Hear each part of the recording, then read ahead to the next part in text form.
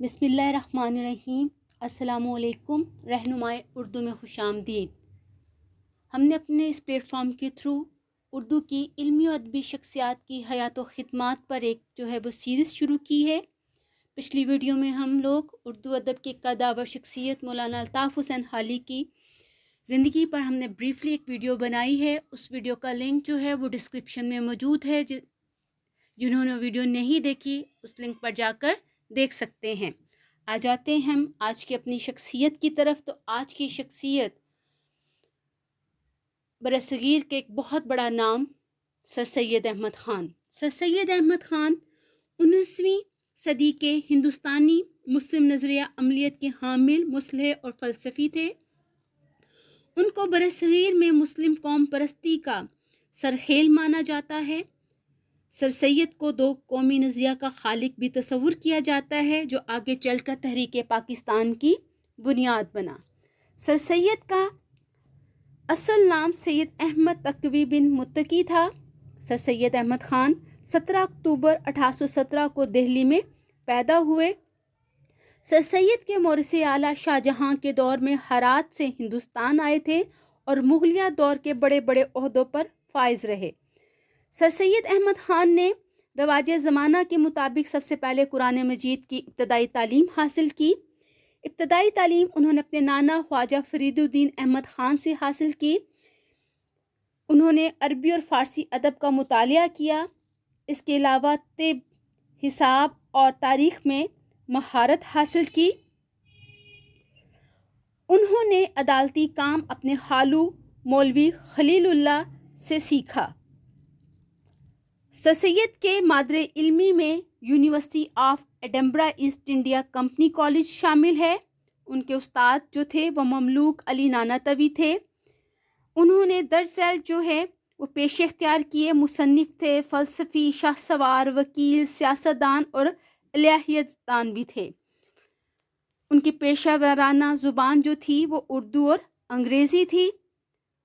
سر سید نے 1837 میں آگرہ میں کمشنر کے دفتر میں بطور نائب منشی ملازمت اختیار کی۔ 1838 میں سر سید نے ایسٹ انڈیا کمپنی میں ملازمت اختیار کی۔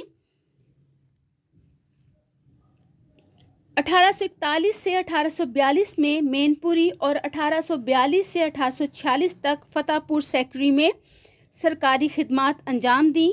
اپنی محنت اور دیانتداری سے ترقی کرتے ہوئے 1846 میں دہلی میں صدر امین مقرر ہوئے۔ دہلی میں قیام کے دوران اپنی مشہور زمانہ کتاب آثار سنادید لکھی۔ 1851 میں انہیں ترقی دے کر صدر صدور بنا دیا گیا۔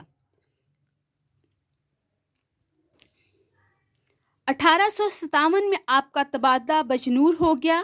بجنور میں قیام کے دوران انہوں نے اپنی کتاب سرکشی ضلع بجنور تحریر کی۔ 1857 کی جنگ آزادی کے دوران وہ ایسٹ انڈیا کمپنی کے وفادار رہے۔ بغاوت ختم ہونے کے بعد انہوں نے اسباب بغاوت ہند پر ایک رسالہ لکھا، جس میں انہوں نے خاص طور پر مسلمانوں کو بغاوت کے الزام سے بری کیا۔ اس رسالے کا فائدہ سلطنت برطانیہ کو ہوا۔ 1859 میں مراد آباد میں انہوں نے گلشن اسکول کی بنیاد رکھی۔ 1857 کی جنگ آزادی کے بعد برصغیر میں مسلمانوں کی حالت بہت ابتر ہو گئی، اور اس حالت کا جائزہ لیتے ہوئے سر سید نے مسلمانوں کی اصلاح کا وہ بیڑا اٹھایا۔ 1859 میں انہوں نے مراد آباد اور 1862 میں انہوں نے غازی آباد میں مدرسے قائم کیے۔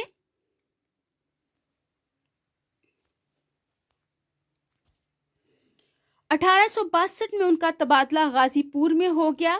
1863 میں انہوں نے سائنسی سوسائٹی برائے مسلمان قائم کی۔ 1867 میں وہ چھوٹے مقدمات کے لیے جج مقرر ہو گئے۔ 1875 में उन्होंने मोहम्मदन एंग्लो ओरिएंटल कॉलेज बनाया जो जनूबी एशिया में पहली यूनिवर्सिटी बना।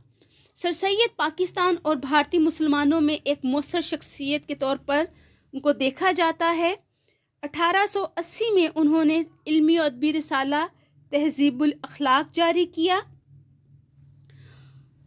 सर सैयद का एक बहुत बड़ा कारनामा कि उन्होंने उर्दू में मज़मून की सिन्फ को जो है वो रवाज दिया और उन्होंने ख़ुद भी बहुत ही आला पाए के जो हैं वो मज़ामीन जो हैं वो तहरीर किए।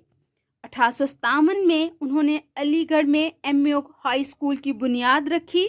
एमओ कॉलेज 1920 में यूनिवर्सिटी का दर्जा अख्तियार कर गया और अपने इन इदारों में उन्होंने आर्नल्ड और मॉरिसन जैसे अंग्रेज़ असातिज़ा की खिदमात हासिल की। उनके मदरसों में फ़ारसी के अलावा अंग्रेज़ी ज़ुबान और जदीद उलूम भी पढ़ाए जाते थे। जब हिंदुस्तान में उर्दू हिंदी का तनाज़ा शिद्दत इख्तियार कर गया तो फिर जो है उन्होंने दो कौमी नज़रिए के वो हामी हो गए कि हिंदुस्तान में दो कौमें आबाद हैं जिनके नज़रियात अकायद जो हैं वो यकसर एक दूसरे से मुख्तलिफ हैं और उन्हें जो है अलहदा वतन हासिल करना चाहिए। सर सैयद के ही इस दो कौमी नज़रिए ने आगे चलकर तहरीक पाकिस्तान का दर्जा हासिल कर लिया। सर सैयद ने छोटी बड़ी 30 से ज़ायद किताबें तहरीर की। उनकी अहम तसनीफ़ में तफसीरुल कुरान, तबय्युनुल कलाम, खुतबात अहमदिया वगैरह शामिल हैं। सर सैयद ने 80 साल की उम्र में 27 मार्च 1898 में वफ़ात पाई। अलीगढ़ कॉलेज की मस्जिद के अहाते में दफन हुए। ये थी सर सैयद अहमद ख़ान की ज़िंदगी पर एक मुख्तसर से उनका तारुफ और उनकी खिदमात। हमारे चैनल के साथ जुड़े रहिए, कामयाबियाँ समेटिए। जिन्होंने अभी तक जो है हमारे चैनल को सब्सक्राइब नहीं किया वो चैनल को सब्सक्राइब कर लें, बेल आइकॉन को प्रेस कर लीजिए ताकि आपको आने वाली वीडियोस की नोटिफिकेशन मिलते रहें। दुआओं में याद रखिएगा। अल्लाह हाफ़िज़।